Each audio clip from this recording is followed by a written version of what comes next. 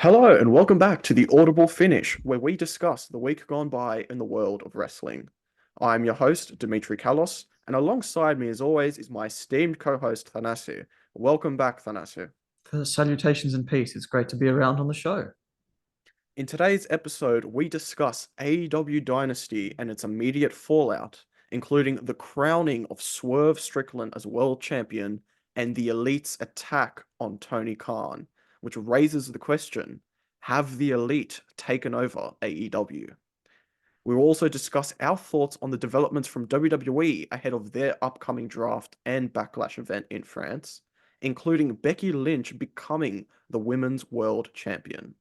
If you are enjoying the podcast and have a moment, please like, share, and subscribe. And if there is a certain topic that interests you more than the other, please feel free to jump to it using the timestamps in the description below. On that note, Thanasi, let's go straight into AEW Dynasty, which, before we discuss specific thoughts on certain matches and moments, what did you think of it as a whole? As a whole, look, this is my big comment to make here is, and I know you disagree because you don't think that they have this distinction, but I do think that they do. AEW does have its original, what I'm going to call its big four pay-per-views, but objectively, it's the original four pay-per-views. And I think that those ones should be fine to be 4 hours long. I guess in one way, shape, or form, they have the history behind them, but also they began as 4 hours because they used to only happen four times a year. Dynasty, on the other hand, does not have the history, albeit like a 5 year history or whatever. It was still a 4 hour show. We're talking about a very long program and like nine pay-per-views a year, which is what they've got scheduled this year. If you had all of them at 4 hours a piece, we're talking about a lot of content. So I think that there's a lot of stuff on the card that maybe didn't need to be there and could have been culled down to an excellent 3 hour show. And then even still, with the nine pay-per-views that they've got this year, they can still progress those storylines even with the TV specials.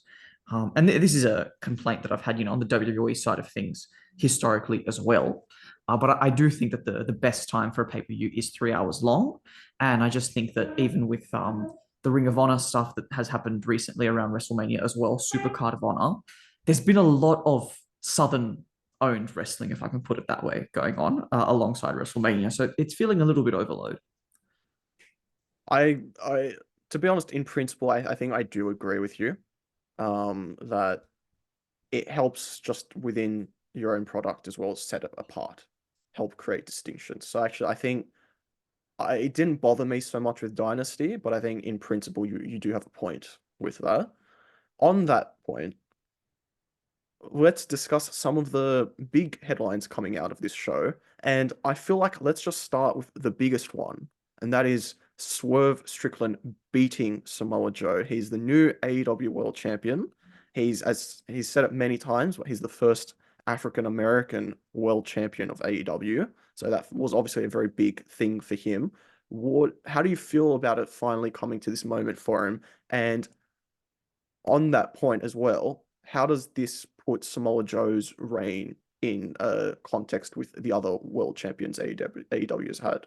I want to first just stress this particular point, right? Because I'm so stoked for Swerve.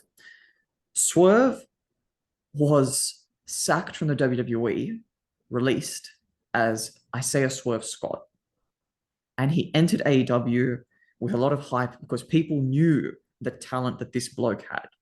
So I think this is real vindication for AEW, not because he's a homegrown exactly, but he's wasn't fully appreciated where he's been elsewhere, and now for him to reach the pinnacle to be that first black champion, black world champion in AEW, that he's going to hold that distinction for forever. Like that's going to be around, for a whole generation. We talk about Ron Simmons to this day as the first black world champion. He's and let's also note that Willow Nightingale as well, another black champion, was crowned on Dynasty. So as far as representation, Swerve is represents a massive achievement. I think moving forward, I'm really keen to see where they go with this because we've seen the potential that he's got. He's showing babyface tendencies. I think he's showing his best work as a heel. So I think we have to find the right balance there, which is not all that hard to achieve, but I think it's still a little bit honeymoon moment or honeymoon period at the moment, when he defeated Kyle Fletcher on Dynamite in that Eliminator match.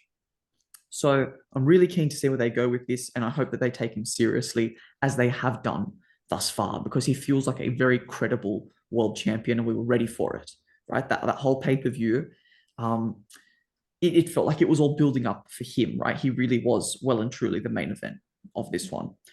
To answer the second part of your question about Joe's reign, compared to what I was expecting it to be, which is just like a 3-4 week transitional champion, he's actually done really well. He's proven himself as a locker room leader, a really nice heel. He had an excellent showing on the Go Home show ahead of Dynasty. So, I mean, Joe has really shown that he can still go, right? Maybe 5 years ago, we were worried that it was over. WWE's essentially forcing him into retirement as a trainer or as a producer. But he's got like his second wind, I suppose, following that release. And he's showing how good he really is, just from strength to strength. I want to quickly just give a shout out as well to Swerve, because he stood true to himself. I think even in being released from WWE, I don't think there was ever any doubt that's been shown publicly on his own abilities. And I think he's really proven himself as more than just a good wrestler in the ring. I think he's really shown a lot of versatility and depth to his own character. I think you're right that they need to keep him in a tweener phase where he beefs with anyone really, and he's about himself and nothing else, because I think that's what's really gotten the fans endeared to him. It's not in him being a really go lucky baby face. So I think that's going to be good. And frankly, I agree with you. I think Samoa Joe, even in the sort of shorter reign compared to some of AEW's other champions, I think he still had a legacy, or he still left something behind and showed something within the time that he held the World Championship. So I think everyone can come out of this really proud. And honestly, I look forward to the future of Swerve champion as champion, because I think getting someone like an Adam Page, rekindling that rivalry, getting a Will Ospreay down the line potentially in the mix with Swerve, I think could be something really entertaining. So I think the future is definitely bright for AEW at a time when only a year ago it didn't seem potentially as bright as it is now. So that's all good. Speaking of some of the bright spots, I think we have to mention the stellar encounter between Bryan Danielson and Will Ospreay. We obviously knew going into it that it was going to be great. And some people, Dave Meltzer specifically, are saying this is the greatest match in US history, of US wrestling history. Now, I'm going to be frank, I wouldn't put it to that height, but I think any match, you can't say that after a couple days from the show, or even the day after the show. I think it was a really good match. And honestly, the only thing for me that I didn't like about it is, with someone like Bryan Danielson's injury history, I prefer not to lean into the story of he's potentially injured himself severely. But honestly, in the context of the match, that's a small nitpick. I think the rest of it was superb. What did you think? I agree. I was actually going to say the same point, that we have to let the dust settle and let it fully crystallize in the collective memory before we start to decide, is this the greatest of all time or whatever. That said, right, so before, by refusing to get into that conversation, thoroughly enjoyable match, absolutely great chemistry between these two. It was indeed an absolute dream match, lived up to the hype, lived up to the expectations. We've shown why Bryan Danielson is considered the greatest wrestler wrestling today, possibly ever, and why Will Ospreay is, that number one. Like, he is as good as he says he is. So I think maybe we should potentially give a little bit of attention to the finish, because in the finish it did appear as if either Bryan Danielson, at the time of watching, it appeared as if either he was selling like a super injury, like really trying to, like a work shoot sort of sell, or that there was some kind of a botch that occurred. In the press conference following the match, Will Ospreay, and he looked quite emotional. Like, if that was him acting, I fell for it. Like he worked me. He seemed quite shook up because he openly apologized for having continued following the Storm Driver. He said, I should have stopped there. I didn't see the referee's call, and I continued, with one more move to get to the finish, and then they called the trainer. Um, so, but even because that was right at the finish, the match as a whole, right, leaving the whether it's kayfabe or whether it's a shoot, it was fantastic. I was really happy to have that match, and I think in line with AEW's model of giving a 5-star match, they gave us a 5-star match. So to be honest, super satisfied. I don't know. What about you? I think that it was a very, very, very good match. And I'm hesitant to commit as high with the praise as some other people. But honestly, like for me, this definitely stood out as the best match of the night, like by far.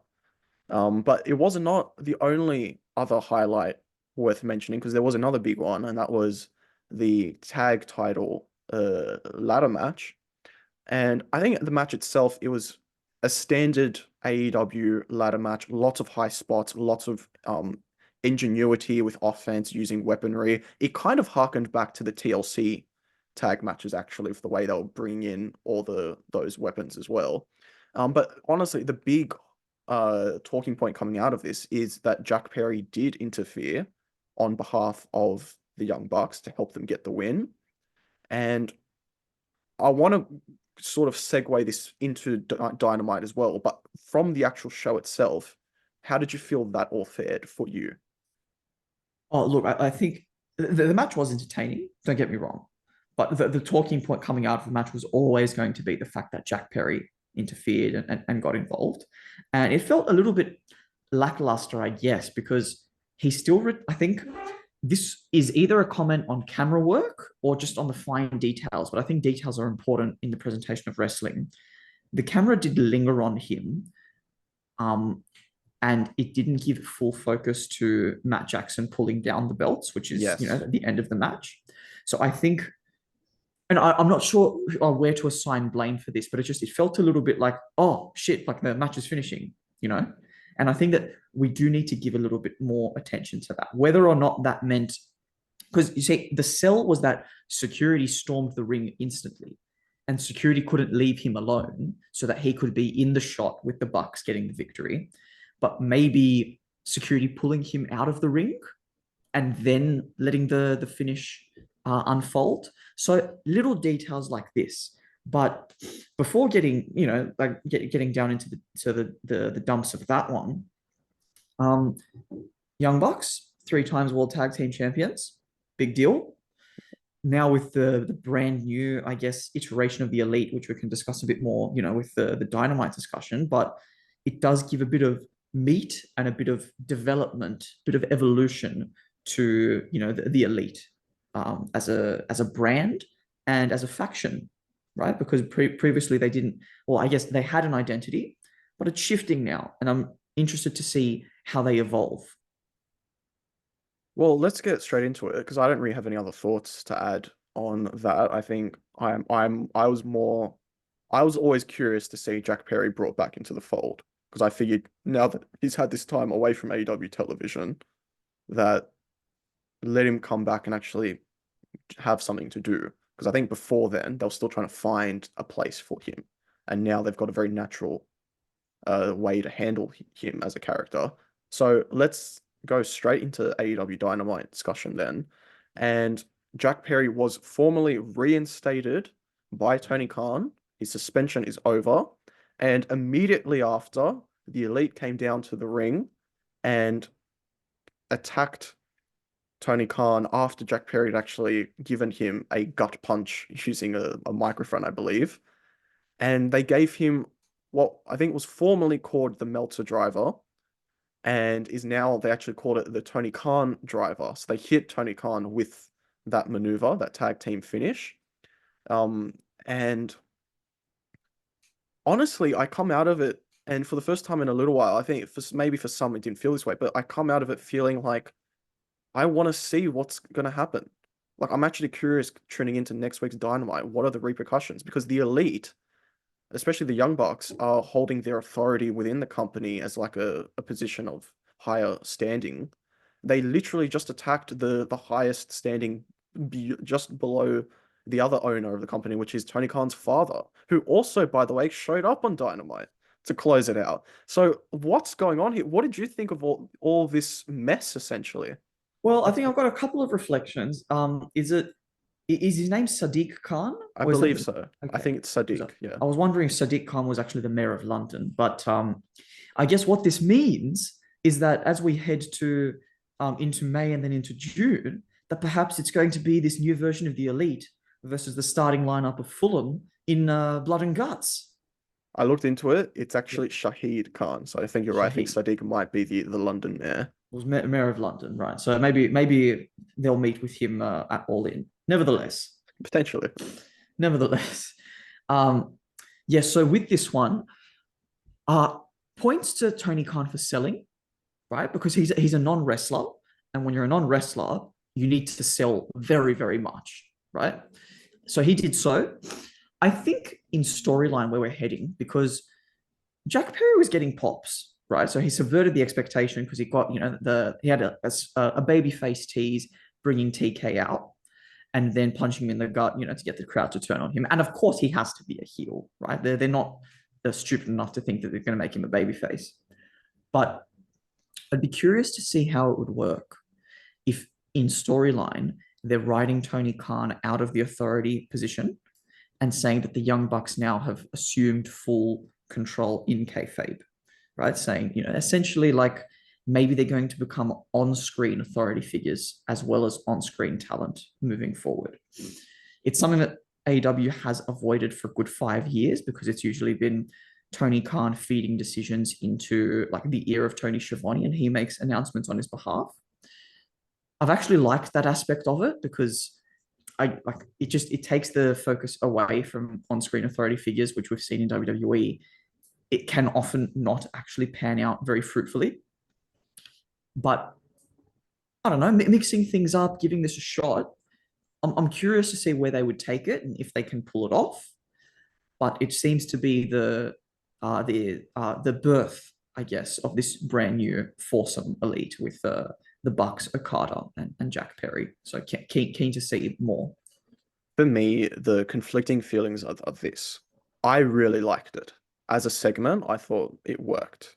And I think that as well that it's one of the few things the elite can do that can actually genuinely get an oh my God moment out of the crowd. Because it's just not something you expect. Because Tony Khan has not been an on-screen figure really that much, and he has never engaged physically. So it is something completely out of the realm of normality for AEW. That being said, the problem I have is guys have been suspended for however many months for attacks as that are unlicensed, and the on-screen image of Tony Khan getting attacked by other employees of his, it does reign to me like there needs to be some repercussions, even if it's within the ring. Like say, Kenny Omega comes out and says, "I'm going to fight to defend Tony Khan's honor," to sort of pay back. I think then like that's why I want to see what happens moving on. Is that I actually don't mind your idea as well, which is that Tony Khan maybe is injured, and then the elite, the Young Bucks step up and take over and look after the show in his absence. I actually don't mind that, and then he comes back. But I just hope that there is a payoff that is beyond just are things that just kind of just as they are. They need Well, to pay. They need to do something. Kenny's going to be around next week. He's going to make his on-screen return. I don't know how soon he's going to be getting in the ring, but that actually might feed into it. Maybe he's going to be saying, what the hell are you doing? This is not how it works. Maybe they're going to sack him. Like maybe they're going to use their now. Maybe they've got like a voting majority, I suppose, with Tony Khan being out. They can say, oh well, used to be the four of us as EVPs. One of them is gone, so of the three of us that are left we're going to vote 2-1. Kenny, you're out. Something like that, potentially. I could actually see that happening. You know, I like, definitely, I like definitely could see that happening. really leaning into like the corporate side of things, I guess. Give that a different sort of soap opera drama edge. Yeah, actually, that's something I could definitely envision them doing. Especially, I don't know if you saw them, but Kenny actually recently said publicly on one of his like live streams that he doesn't think he should be an EVP. Like he said that, and he said like in 2024, like he certainly should be an EVP. So maybe the Young Bucks say we saw what you said and we agree, and we're using our 2-1 majority vote Wow. to get rid of you. Yeah, okay. So I think it's safe to say that AEW has definitely especially in the last couple of weeks really done some stuff to get themselves some notoriety and some of the attention. And I'm very curious to see where they go from here. But moving on to WWE, there are some talking points to raise here as well. On SmackDown, notably, we saw Solo Sikoa and Tama Tonga bloody up Kevin Owens in an attack. And honestly, there's obviously blood in wrestling, but I got the feeling seeing Kevin Owens, that blood, it looked bad. Like it didn't look like yeah, like they must have done a good job in setting it up because it actually looked very real, especially since I think there was a car crash initially, and that was the initial cause of the blood. Is that right? That they I'm detected? not.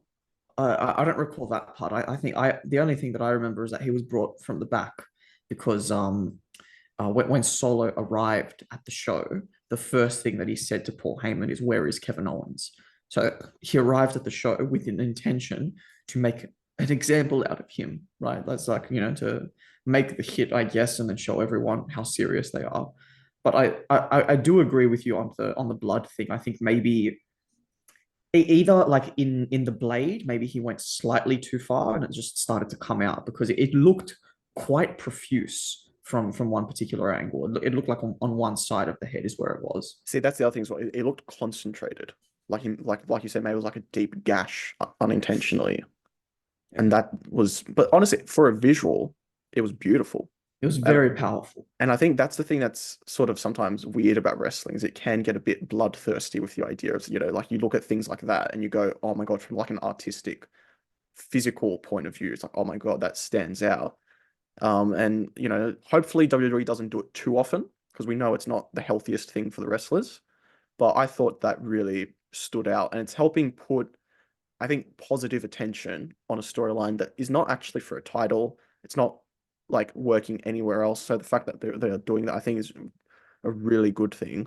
But addressing some of the title things going on, obviously, Tiffany Stratton interrupted Bailey and Naomi, so it looks like those three are going to potentially get into a situation ahead of into Backlash. We saw AJ Styles beat LA Knight, so he's officially Cody's first challenger for the WWE Championship. So these are all, I think, positive developments that I think we kind of foresaw happening after last week's SmackDown. But the other thing that I think we should raise is we spoke about the change to the tag titles on Raw. We now have a change of tag titles on SmackDown, and these belts, Fanasi, I don't know if you feel this way. I think they look absolutely stunning. They've obviously got that old elements to the old world WWE tag titles, and even like the ones from the 2002 2010 SmackDown phase, I believe. But I just think these ones look absolutely gorgeous, and I'm really excited to have world tag titles on both brands that actually feel like something worth coveting. Well, they don't look like coins anymore, do they? Like No, they they don't. look like something that actually, denotes a champion, something with grandeur, full of gold. How long has it been since we've actually had gold on tag straps? Too long. Ages, right? Too Because long. they used to be the silver pennies just before, and before that it was the bronze pennies. So it's been 14 years since we've had gold on our tag straps in the WWE. So absolutely stoked to see those as well. I certainly agree with you. And it's hilarious to me that the first holders of such tag titles is Austin Theory and Grayson Waller, who are very much a recent tag team. So I find it funny, but yeah, honestly, those titles I think actually eclipse the Raw ones. Even though they're both nice, I think these ones definitely are the better looking ones. Speaking of Raw, we might as well get into that as well. And the big action item coming out of Raw was them crowning a new Women's World Champion through a battle royal. Firstly, I think that is such a weak way to crown a world champion through a battle royal. I think I know tournaments are kind of done a lot in WWE, but I feel like that in itself it kind of makes it feel a bit like, like the tennis style, like we're getting rid of the dead weight and we're really getting the top people within that bracket, pair up and set up something nice. That's just my opinion, but how do you feel with Becky Lynch being the one to be the new champ? Because for me, I think just by virtue of the fact that she was the most recent person to be defeated by Rhea Ripley, I would have gone with someone else, and I think Liv Morgan could have been a great shout, especially given that she's the one who injured Rhea Ripley. See, my thoughts on this are that there should be no doubt that in the short term, we are moving towards Liv Morgan getting the belt, right?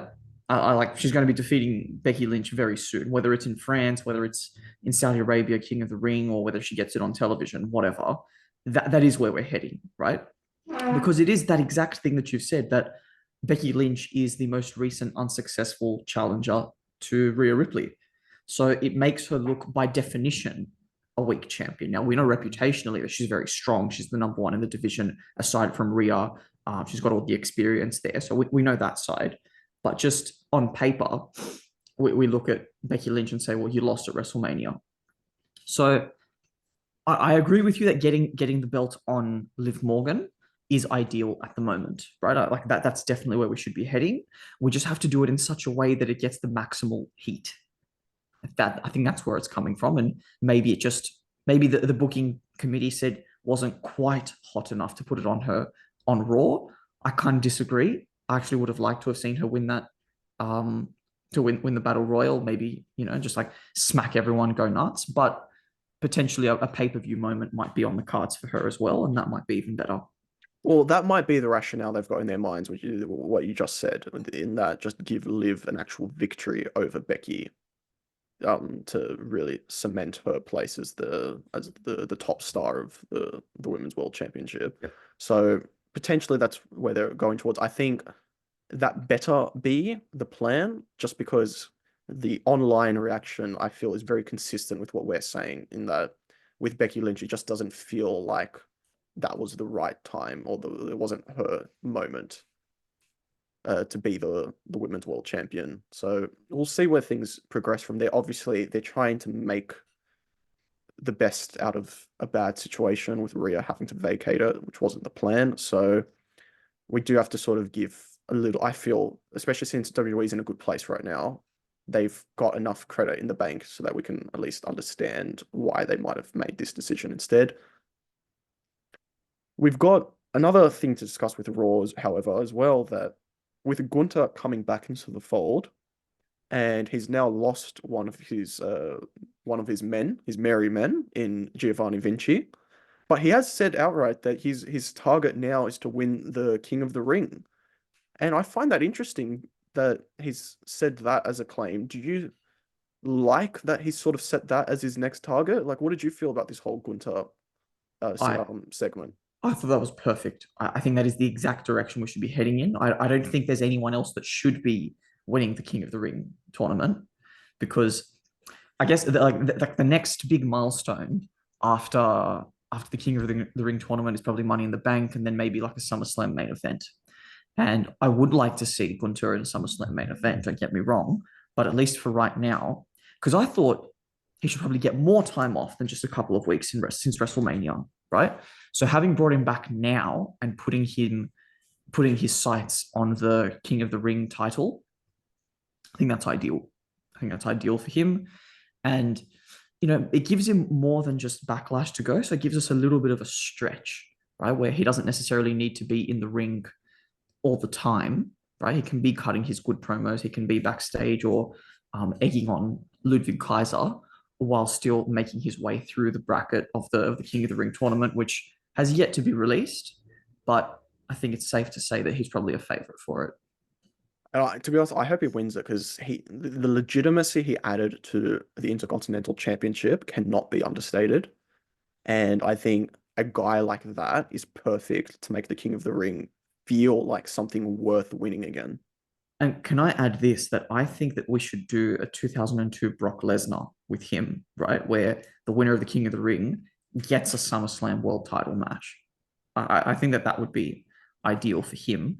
Or at the very least, I don't want him to go around calling himself King Gunter, right?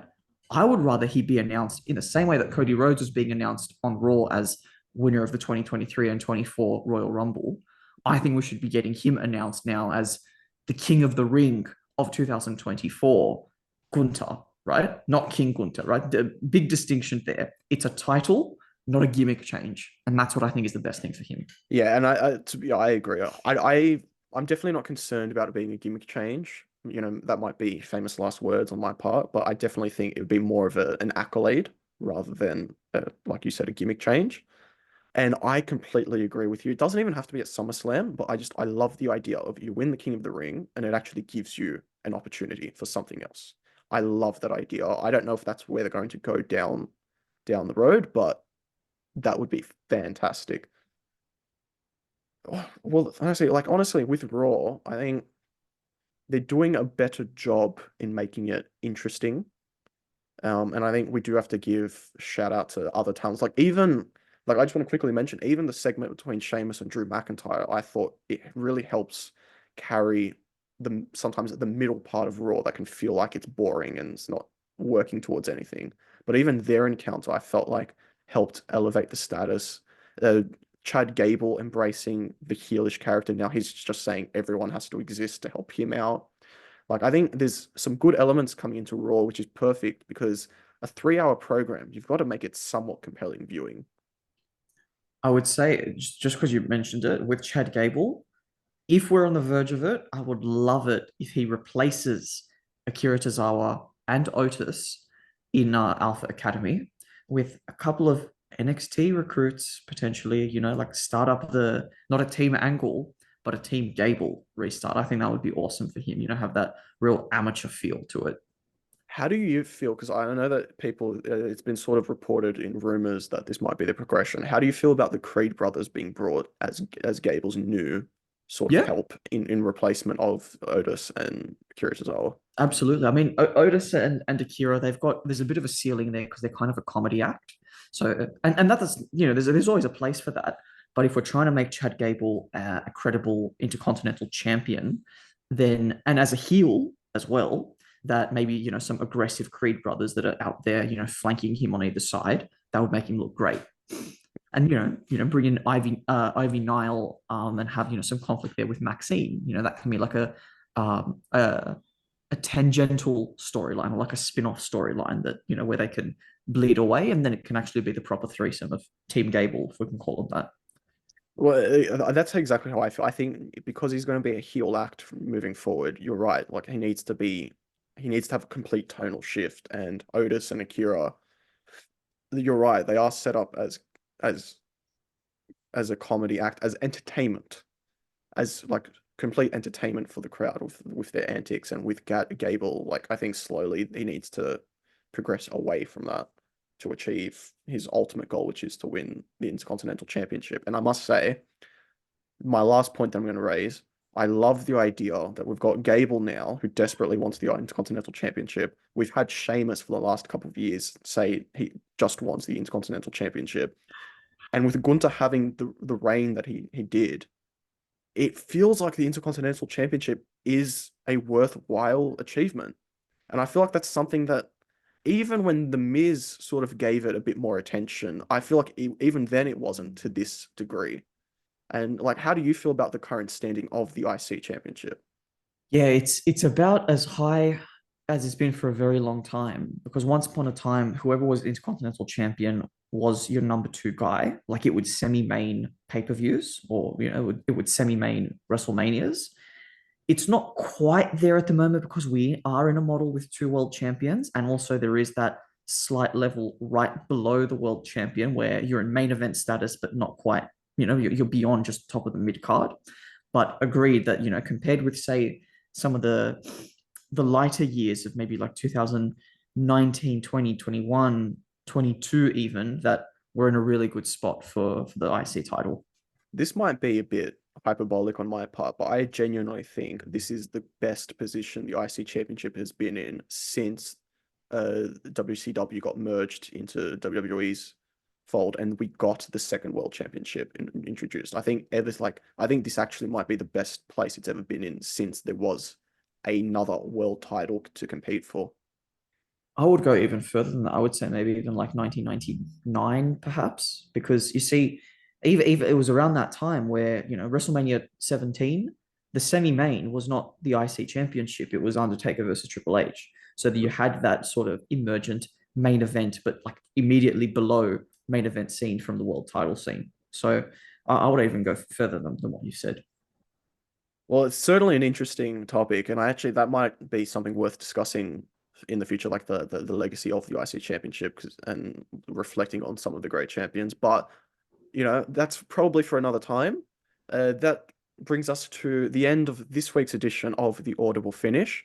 Next week, we will be reviewing the outcomes of the draft, looking at where people are assigned, what we think about it, and also be previewing the Backlash show in Lyon, France. Thanasi, great to have your company as always. Thank you for having me. And thank you to everyone for tuning in. Until next time, we hope everything you do is just too sweet.